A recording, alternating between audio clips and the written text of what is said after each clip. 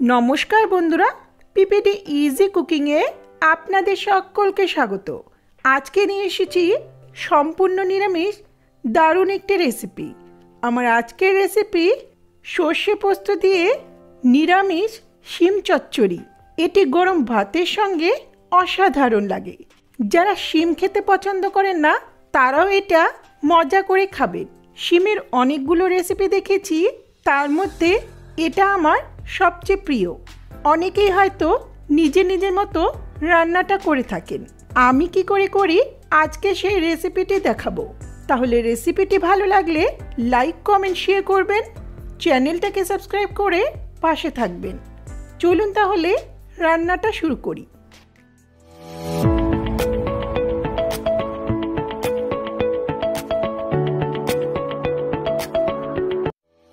শিম চচ্চড়ির জন্য লাগবে শিম। যে কোনো ধরনের শিম নেওয়া যাবে। এখানে 400 থেকে 500 গ্রাম শিম নিয়েছি। আমি শুধু শিম দিয়ে রান্নাটা করছি, চাইলে এর সঙ্গে আলু দেওয়া যেতে পারে। সবার প্রথমে শিমের দুটো পাশের এই শিরগুলো ঠিক এইভাবে কেটে নিতে হবে। এখন এগুলো ছোট ছোট টুকরো করে কেটে নিচ্ছি। চাইলে শিমগুলোকে হাফ করেও নিতে পারেন, তবে আমার মনে হয় একটু ছোট করে কাটলে শিমের ভেতর নুন মশলাটা ভালো করে ঢুকে যায়, শিমটা খেতেও ভালো লাগে। সবগুলো শিম একইভাবে কেটে নিয়ে ভালো করে ধুয়ে জলটা ঝরিয়ে নেব। চলে যাচ্ছি একটা মশলা বানাতে। ব্লেন্ডিং জারে নিচ্ছি 2 টেবিল স্পুন পোস্ত, 1 টেবিল স্পুন সর্ষে, একই সঙ্গে বেশ কিছুটা কাঁচা লঙ্কা, তবে ঝালটা আপনারা নিজেদের পছন্দ মতোই দেবেন। এতে স্বাদ মতো লবণ আর সামান্য একটু জল দিয়ে মিহি পেস্ট বানিয়ে নেব। সামান্য লবণ দিলে সর্ষের তেতো হওয়ার সম্ভাবনাটা কম থাকে। চলে যাচ্ছি রান্নার ধারে। গ্যাসে একটা কড়াই বসিয়ে 3-4 টেবিল স্পুনের মতো সর্ষের তেল ভালো করে গরম করে নিচ্ছি। রান্নাটা মূলত সর্ষের তেলেই বেশি ভালো হয়। তেল ভালো করে গরম হলে এখন ফোড়ন দিচ্ছি 2 শুকনো লঙ্কা আর 1/2 টিস্পুন কালো জিরে। ফোড়নটা কয়েক সেকেন্ড ভেজে নেব। ফোড়নের সুন্দর গন্ধ বেরোলে গ্যাসের ফ্লেমটা লোতে রেখে সামান্য একটু লবণ আর 1/2 টিস্পুন হলুদ দিয়ে সঙ্গে সঙ্গে শিমগুলো দিয়ে দিচ্ছি।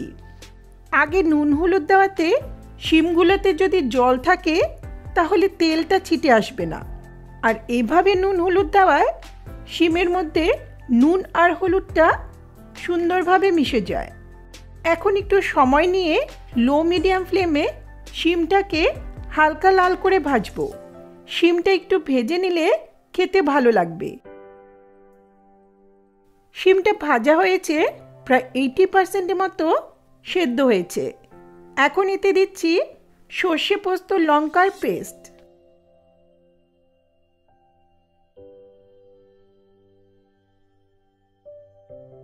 ব্লেন্ডিং জারে অনেকটা লেগে আছে, এটা ধুয়ে 1 কাপ মতো জল দিচ্ছি।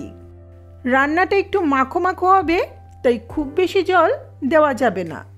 জলটা এমনভাবে দিতে হবে যাতে শিমটা ভালো মতো সেদ্ধ হয় আর সামান্য একটু মাখা মাখা গ্রেভি থাকে। আগে 2 বার লবণ দেওয়া হয়ে গেছে, এখন আর লবণ দিচ্ছি না।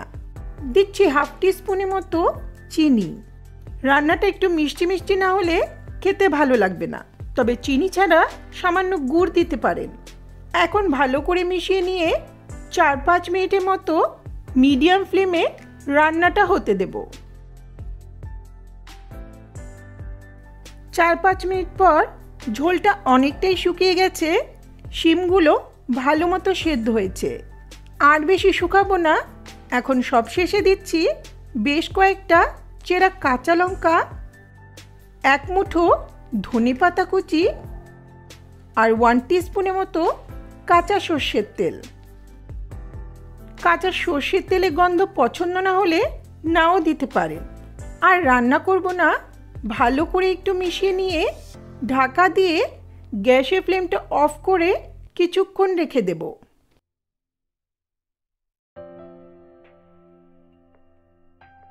কিছুক্ষণ পর গরম গরম শিম চচ্চড়ি গরম ভাতে সার্ভ করার জন্য রেডি। দেখুন ঠিক এই রকম মাখো মাখোই হবে।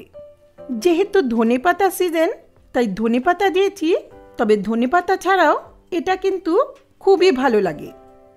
সর্ষে পোস্ত দিয়ে শিমের এই চচ্চড়ি গরম ভাতের সঙ্গে সার্ভ করে দেখুন। আশা করছি রেসিপিটি আপনাদের ভালো লাগবে।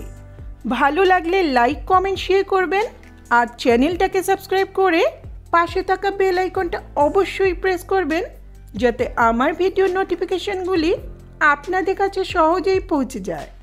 ধন্যবাদ।